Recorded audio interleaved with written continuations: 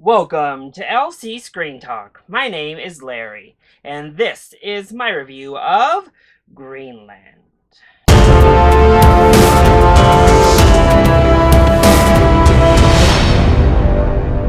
Greenland is a 2020 apocalyptic action film starring Gerard Butler and Marina Baccarin, directed by Rick Romanois, and written by Chris Spalding, following a family as they navigate to escape and survive as meteors disintegrate and strike down upon Earth, threatening a worldwide level extinction.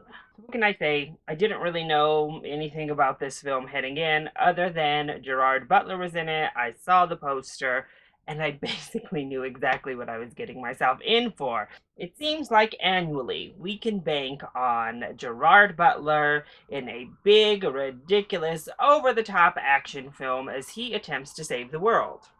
And I'm here to tell you that's basically what this film was, just not quite as fun as some of his past ventures have been.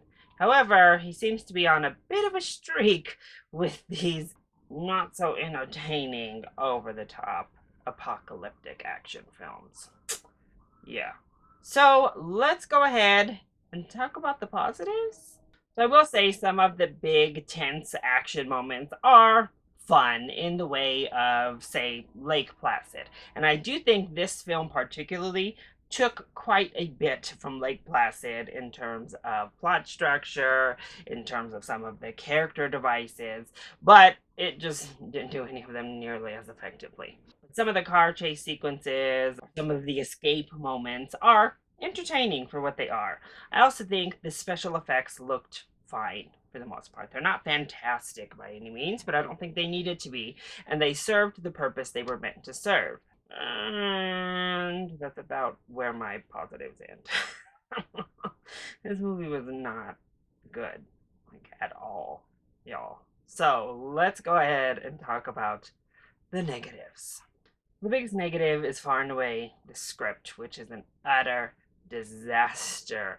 The characters are horrible. The character development that is put in here is not good and doesn't really endear you to them. We get these horrible cliches that have really terrible music added on top of them. Oh, and honestly, all of this character stuff just gets in the way. This film drug on for way too long. And that's because we spend a lot of time talking about like marital problems or whatnot because we're following a separated, rocky, struggling married couple and their son. And we didn't need that literally at all. It doesn't actually come into play in the grand scheme of things.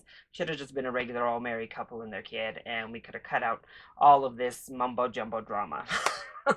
That's not what you're here for. We're here to see asteroids and meteors strike Earth and Gerard Butler come through to save the day. And they definitely don't lean into the madness enough. I would have rather seen Gerard Butler go up and like punch an asteroid back into space rather than what we got here.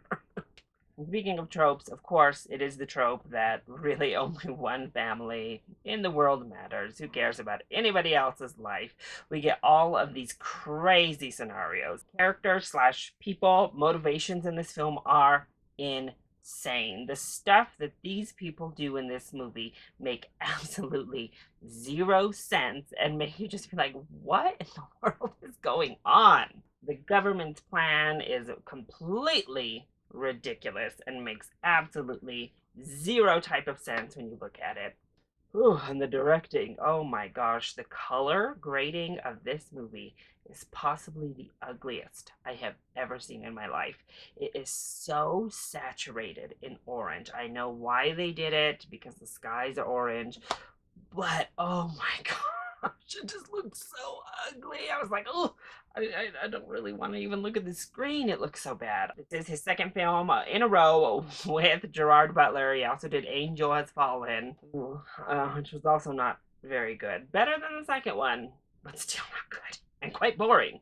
So yes, meteors are striking the earth and people are running for their lives, but since the characters are so bland, the story is so stupid, and all of the decisions that are made throughout are so insane, I didn't care. I found myself getting really, really bored with this film.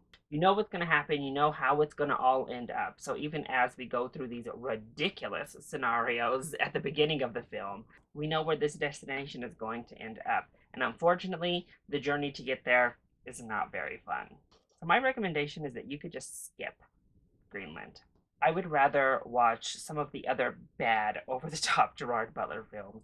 Like the Fallen franchise is more fun than this overall. Geostorm, as bad as that was a lot more fun than this. Most of his over the top ridiculous action movies are more fun, and you get everything you would get in a movie like this. So just go watch one of the others.